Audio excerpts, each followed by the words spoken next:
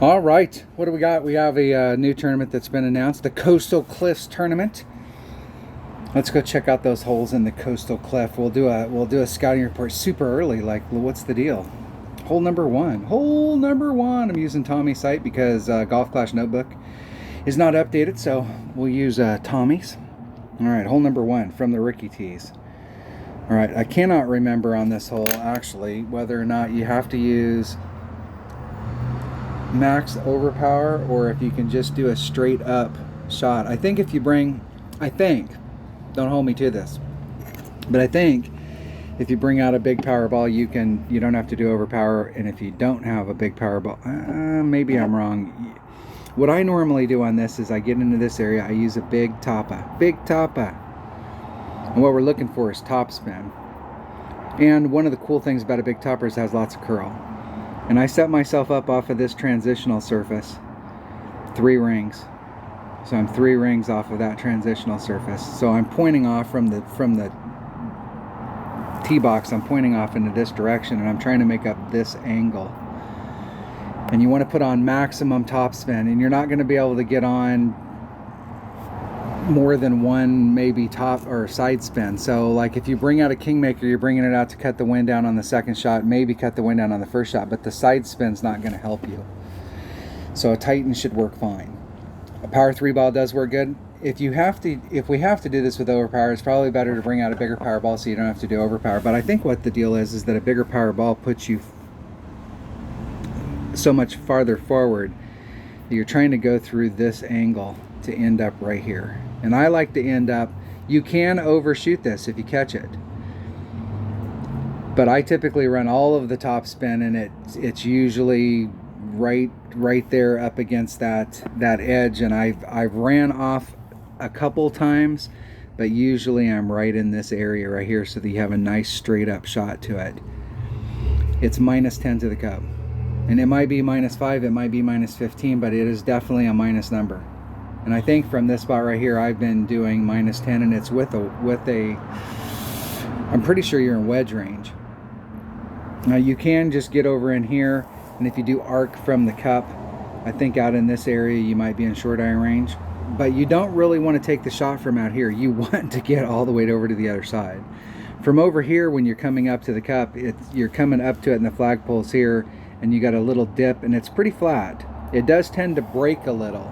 I think it breaks to the right on this hole, so you might want to start off on like the left hand side of the cup or vice versa, but I think it does break right before it gets to the cup. But if you're over here shooting up, it is dangerous as hell, because what happens is if you catch, you can see where the shadow's out on the course right here. You can see this little shadow right here. If your ball rolls around and catches that shadow, it's on the downhill slope. And if it catches it with any speed whatsoever, it'll pick up speed, and it'll roll all the way down into the sand. You might get lucky and it gets caught up in the rough area right here, but more than likely you'll be taking the shot from the sand. You do not want to catch this. And so one of the things about shooting from over here coming up at it is it's really easy, because this hill is so freaking steep. It comes like this, and then the cup's up here. Is that when your first bounce comes in and it hits right here, you take the risk, because your ball guide gets wonky in this situation, because your ball guide, the ball's coming in and then it wants to do a bounce, and your ball guide wants to flatten out on this, so your ball guide can be lying to you big time, and you can have a hard time getting it to the cup, where the ball guide says, yeah, I'm gonna go right to the cup. But when it hits that first bounce, instead of following along, it goes straight up in the air and comes back down and then goes right back into the sand. This is not a good angle at all. You don't really want to be, if you draw a line from the pin, right here is where that drop starts. You really don't want to be on this side. It's not that you can't make it from that side, but you really want to be over in this area somewhere to do your shot. Primarily like right here is where you want to do it. You can come at it from this direction and try and bring it around, but I've tried this shot quite a few times, and typically the best you can do is like right in this area here, whereas if you run as max topspin, it's a blind curl shot. your 3 rings of separation. And you'll have to do this with your clubs to make sure that you get the angle right, because where you don't want to fail is down here. Run your topspin out so that you can bridge the gap from bounce number 1 to bounce number 2, and then run it out into this area. Here you're in wedge, here you might even be in long iron depending on what ball you bring. Going straight, you're going to be even worse because you're not going to really be able to bend it at the end of the run. So the best possible way is to go right here, and then I'd start with -10 and then work that number from that point. That's what I would do. Let's see if I can remember how to play hole number 2. Can I remember? All right.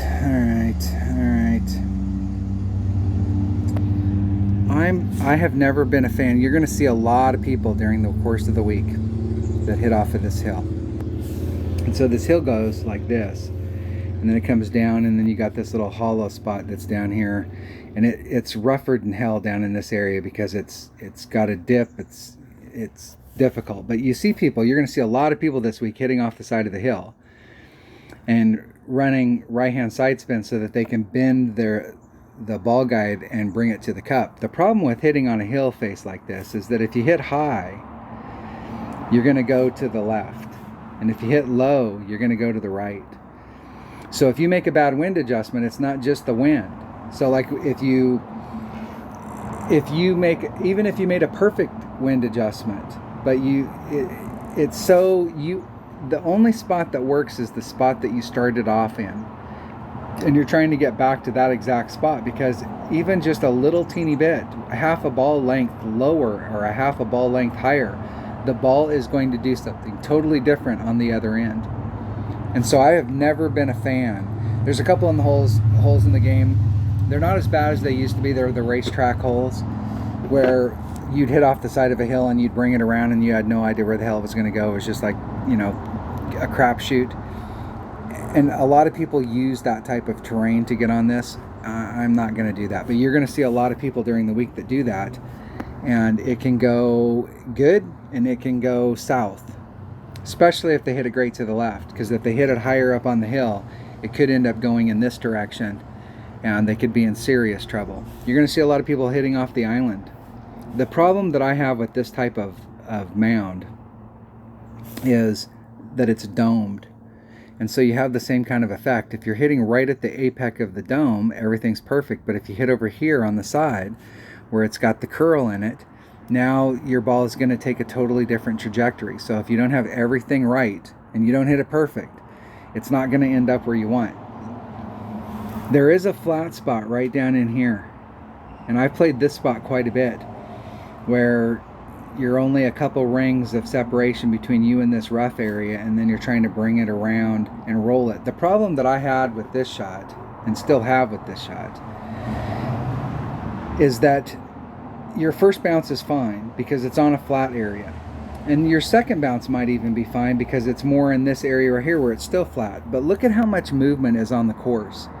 So you're running your ball from here all the way through here, through all of this shit, and it can get thrown off trajectory very easily.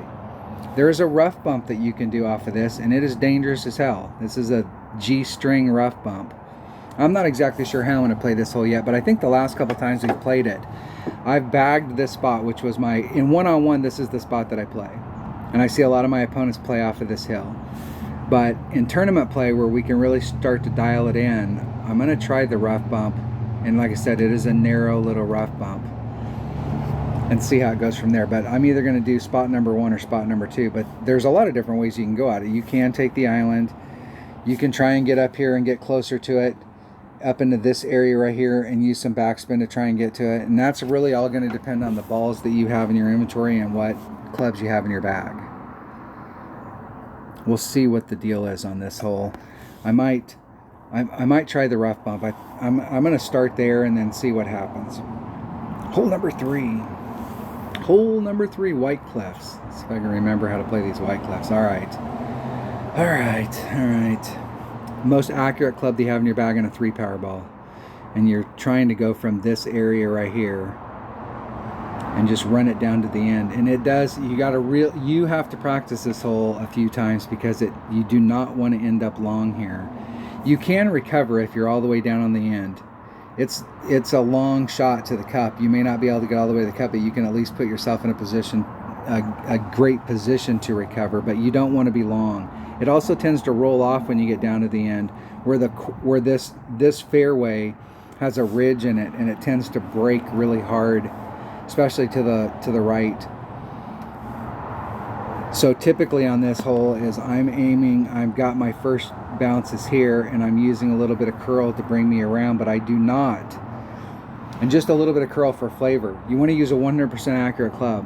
You want to use a club that's super accurate, that's got great ball guide. You want to use a club that's got great ball guide, so you can really see where the ball is going. And just lay it up right here, and then it's a sniper to the cup. And I believe I'd start at 0 and work my way, but there is an adjustment here, but it's not big. There's not a very big adjustment here, and I can't, it seems like we were doing a little, we were adding on a little, but it could very easily be where we're taking off a little. It's pretty flat through this zone.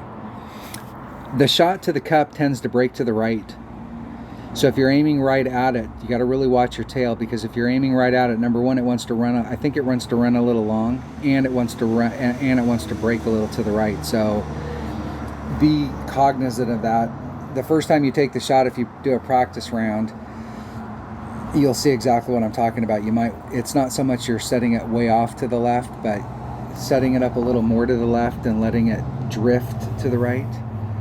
You can, and I've seen a lot of people do it, you can try and get yourself over from here and run up this fairway. The problem is that if your red line is right in here with a 3 power ball, your red line is going to be right in here with a 3 power ball. And so you're trying to get bounce number 1, bounce number 2, bounce number 3, and you're trying to run out. So you've got this S that's in it, and you're not going to be able to get your ball to do an S to get around that stuff. So you got to get your bounces right. The big problem is that when you get yourself over here, and I've seen people work really, really hard and get themselves over here. Now what happens is you've got this sand to contend with, and so you're going to have to be very close to the cup, and you're going to have to use backspin because you're obstructed to the hole. Now you could get bounce number 1 in this area, get my pen working, in this area, and then bounce over the sand and try and run it up. But you don't have a clean shot at the hole. If you're over on this side, you've got a clean, nice, straight shot right to the cup. No obstructions. You've taken every trap out of play. Every time I've seen somebody hit it over to the left, that got into the spot. When they went to take their next shot, I was like, wow, you worked that hard for that shitty, crappy shot? It didn't seem like it worked out.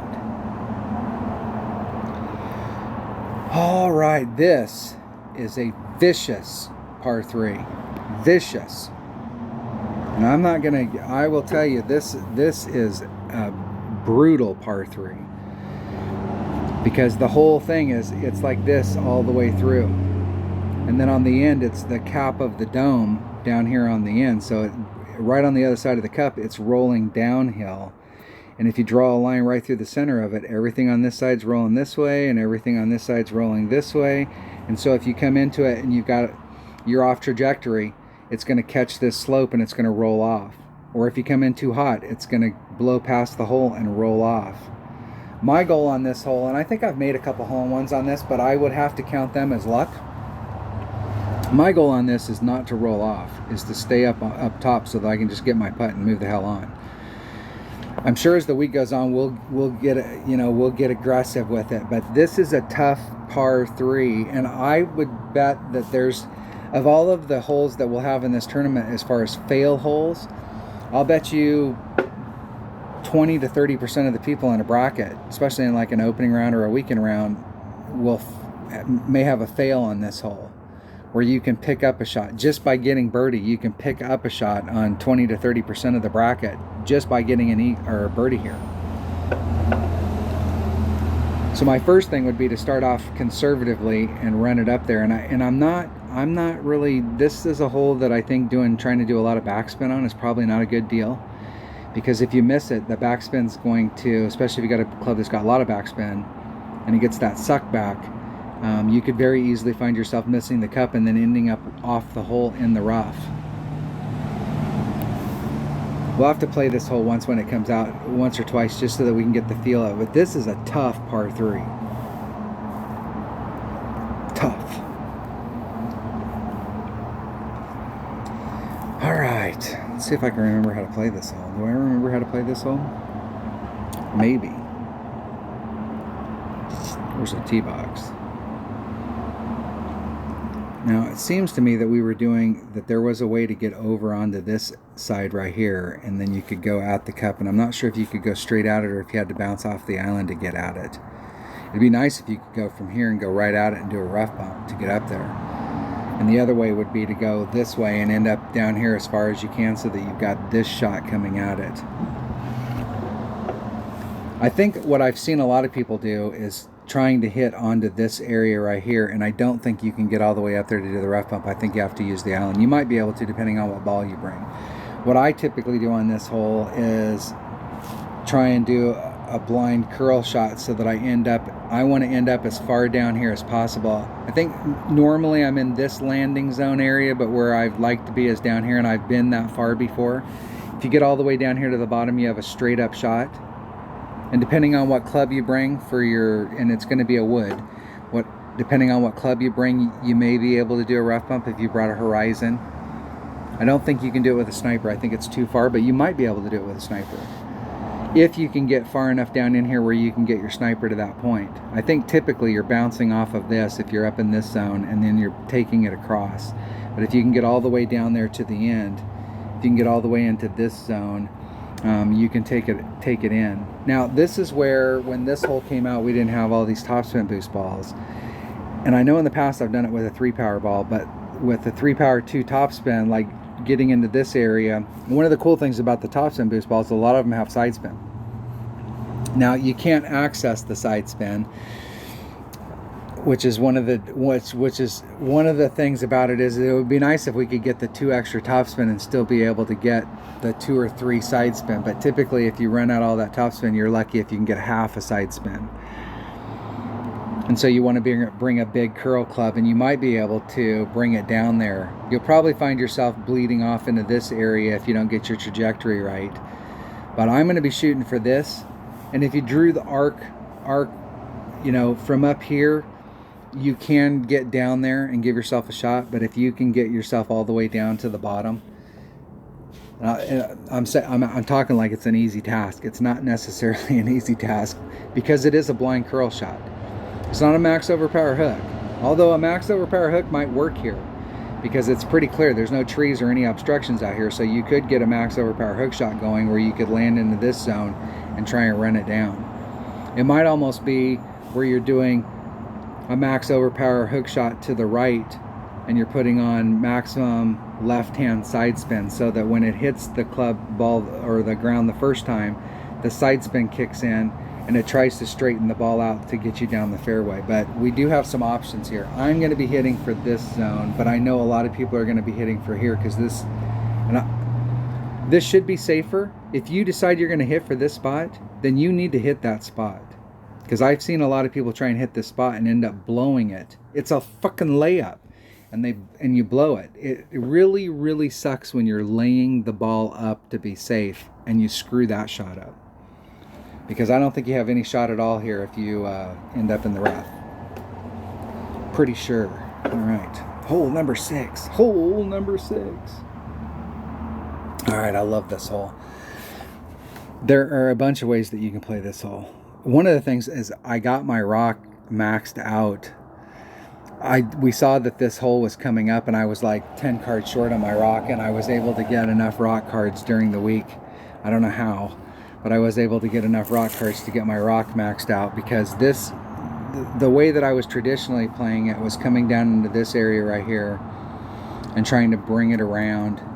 And I see a lot of people do this with an extra mile, and if you use an extra mile, you're going to end up out here. It doesn't have enough curl.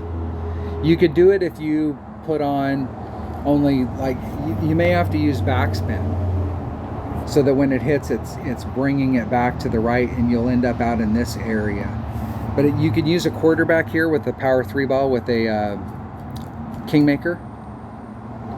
You can use a rock with a Kingmaker power 3 ball. If you've got a 4 or a 5 side spin ball, it's going to be even better. because you can start off down in this area. I was doing plus 10 on the drive the last time we played this hole, and you can try and bring it around where you're doing a max curl shot, bringing it up into this area.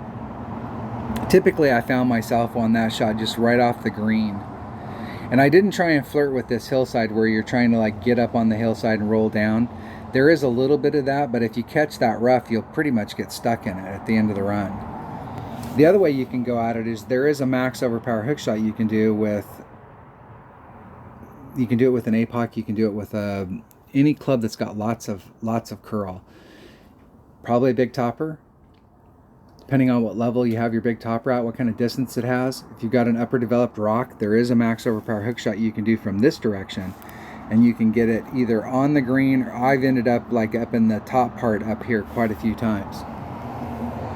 I think to start the week off, I'm gonna see what I can get done here, because we do have some ball. One of the things that we didn't have before was the topspin boost balls, but I'm not necessarily sure, because if you can't get the 3 side spin on, or bring out a ball and not worrying about the top spin, just worrying about getting 1 or 2 more side spins. So if you've got a rock or a quarterback and it only has like 5 top spin, and you can get all of the 5 side spin or the 4.5 side spin, then you can really pull yourself around that corner and put yourself out in front. But this is a great opportunity to get an eagle. We need to maximize this hole.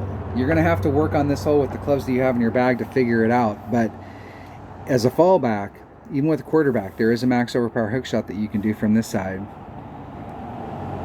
I'll have to figure out where the starting spot is and how much topspin we can put on it. But you can end up on, if you do the max overpower hook.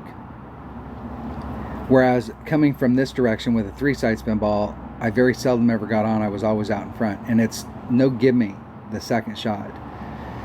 It's always better if you can get on or on the fringe. You're just far enough out that it's this will be a fun hole, because I really like so far, like this is a great hole to get an eagle on. I think we can really figure this one out as the week goes on. Hole number 7. Hole number 7. These are these par 3s that I'm not a fan of hitting off of these types of hillsides, because if I remember correctly, hitting from here down to there in order to get to the cup, you're flirting with disaster with this area.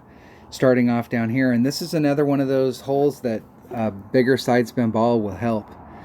You would think that you could just get up here and get in front and just try and go at it, but for some reason this sand is like in the perfect spot to get the hell in your way. Because I always like to leave myself 2 rings of separation. So if I was off here, you know, I'd be like 2 rings of separation. And I think it's hard to do it here. This hole in the past, because we only had 3 side spin balls, sometimes would involve the word curl. And curl doesn't mean you can't make the shot. It just means that it's super hard to replicate it. This will be a hole that I'll do a walkthrough practice round when the holes come out, so we can practice them. And this will be a hole that I'll definitely do maybe 1 or 2 times, so that we can try and figure out how to get to the cup. If my memory serves, this is a difficult hole to. It's not as bad as that last one, but it's not a. In the past, for me, it hasn't been a hole-in-one magnet. Hole number 8. Hole number 8. All right. Now, in the past, so playing it from the Pro Teaser, if you're playing back, I've always shot from up here, and I've done a max curl shot, and it's a blind curl once again. So you're going from here and you're going out into freaking nowhere, and your opponent's wondering what the hell you're doing, and you're putting on max curl. If you run all your top spin, you can overshoot the end down here. Now, if you have a ball inventory, I think from the rookie tees with a 3-power ball, you can actually get in front of this and start your shot from here, so that you're going straight down it. Especially if you use like an APOC or an extra mile, something that's got its distance, and you can go straight down the deal, and then it's all a matter of how much topspin to put on.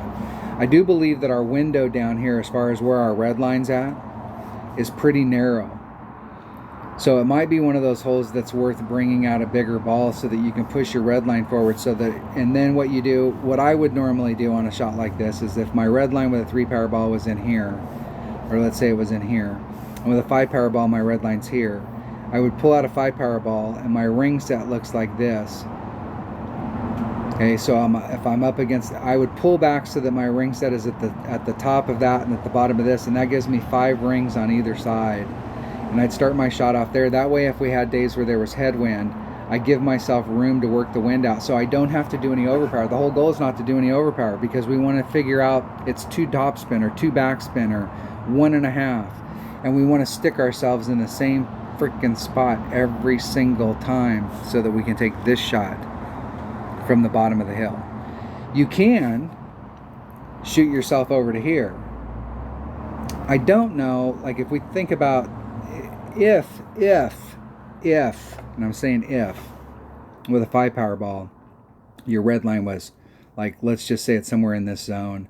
So if we draw an arc from the cup, from that zone, if you could get bounce number 1 here with a topspin boost ball, you might be able to bridge the gap and actually end up over on the other side. I think that could be possible with a big power ball. Even with like a 4 power topspin boost, or maybe even with a 3 power topspin boost, you might be able to get over this sand and get over there. That's something we haven't been able to do in the past because we didn't have that kind of ball inventory. I've seen a lot of people on this hole hit it right up here to the top, and there is a T rough bump that you can use to go right to the cup. And I think that rough bump is kind of, it's actually in a spot that I like these kind of spots. Like this kind of spot right here, because it gives you, number 1, if the wind's blowing like this, you could set yourself up so that you can pull. I don't like pulling over the sand if I can help it, because it's totally distorting your rings. And you can push up another half a ring, or you know, it depends on the sand trap how much you have to adjust it just for the sand trap.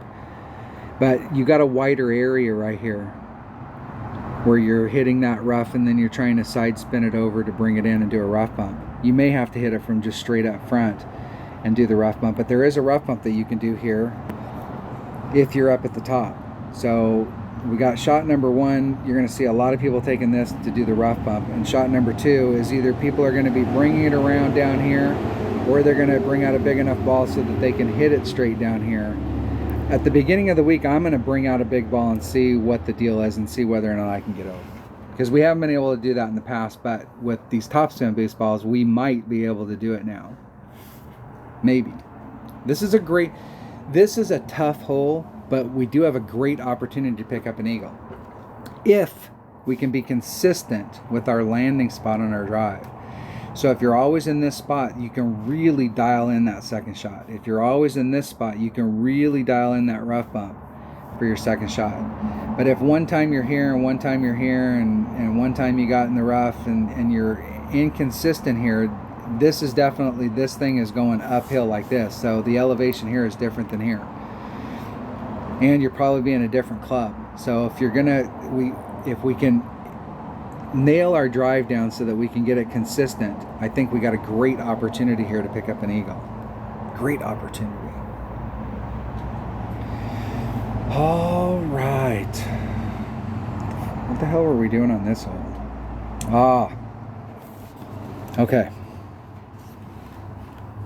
I don't know what everybody else is doing on this hole, but this is what I'm doing. I'm trying to get all the way to the tip, down into this zone. And then from here, if you bring out a big enough club, you can actually do a rough bump off of this sand to go to the cup. And the cup is, here's the green, the cup's over on this corner. And it's easy to blow past the cup and end up in the rough on the other side. I was actually in a tournament here and I was right on the fringe, and I tried to chip and I was only like 2 squares away, and the chip, or I tried to dunk and the dunk hit the flagpole and bounced out of the hole, and I didn't get the freaking eagle. Trying to get that achievement. Rat bastards. But I like to go from here, and then you can go straight at it. Now if you end up screwing up here, you can still go straight at it. You just may have to start off to the side, and I'm pretty sure I was bringing out a bigger club. I'm not sure I was taking it with a sniper. We'll have to play this to remember what club I was hitting my second shot with. But I think you needed a bigger club in order to get to this zone. So you could bring a big dog, Cataclysm, Guardian. A Guardian would be really good because you could hedge your bet. So if you brought out a Guardian and you were in this zone right here, you could still do the rough bump, or you could do a backspin shot, or if you ended up short, you could fight up against the red line and with max backspin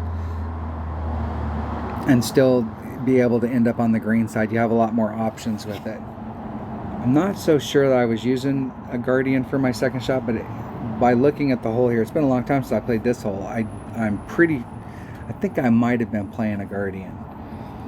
I think from the Pro Tees, my goal is the same. I want to get, because if you can get from the Pro Tees down into this zone, the second shot's exactly the same. And it doesn't take a lot on the drive to get down here. I think you can use a quarterback. I would definitely bring a 3 power ball out just to respect the second shot.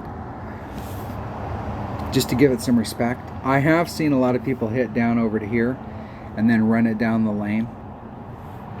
But once again, if you do an arc to this spot, you do your arc, you're definitely within your wood range here, and here you're having to use topspin to run it up there. So I mean, if you were back in this area with just like a 3 power ball, you probably want to have a big dog or a Cataclysm, something that's got lots of topspin. All right, that was hole number 9. That was it. That was it. I don't see any gimmies here, but I do see some great opportunities. I mean, hole number 1, we have a great opportunity on hole number 1, that par 4. I'm not a big fan of these par 3s, any of them, but we do have a rough bump that we can do off that one. There's a great Albie shot right there. And that's a tough par 3. This hole right here, is that a par 5? It is a par 5. This par 5 right here, I think, is going to eat a lot of people's lunch. This is a par 5 that just getting the eagle and moving on. Like, you might put yourself in a position to take an Albie shot at it, but I think a lot of people are just going to be lucky if they get the eagle. This is going to be like that one par 3 that a large percentage of the group is going to fail. And if you look through the bracket at the people that didn't shoot the minimum score, you're going to see that they screwed this hole up. This is going to be a big fail hole as well. Probably 20-30% of the bracket's going to fail on this hole. And they don't go in, and I think a lot of people are going to fail, and they went in with the best of intentions to just lay it up and then bounce it off and then try and get over, and they screwed this shot up. Hole number 6. Hole number 6.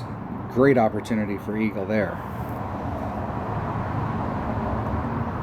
I think that might, as sad as it sounds, that might be our best opportunity for a hole-in-one is on this par 3. I'm not a fan of that par 3 either. Another great opportunity for an eagle. We can put ourselves in a good position on that hole. Hole number 9. Pretty good opportunity for an Albie here. It's going to be a tough course. We're definitely looking at -12 as the minimum. And there are some opportunities to pick some up. I think especially on the par 4s. I'm going to really focus on all 3 of those par 4s this week, because all 3 of the par 4s, well, we still have to take a second shot. I think all 3 of the par 4s afford us an opportunity to pick up an eagle. And we do have shots on these par 5s. The par 3s are going to be tough this week. All right, there you have it. That was a scouting report for the Coastal Cliffs tournament coming up next week. Thanks for watching, and everybody have a great week. I'm going to shoot, today is Wednesday. I'm going to practice today in my odd account. I'm just going to play some one-on-one, and then tomorrow I'm planning on playing 77 and rookie, and I'm playing my odd account in pro just so that I can try and get it to tour tier 3 so me and Dunner can hook up. And I will be playing 2 accounts this week, one in rookie and one in pro. Thanks for watching, and have a great day.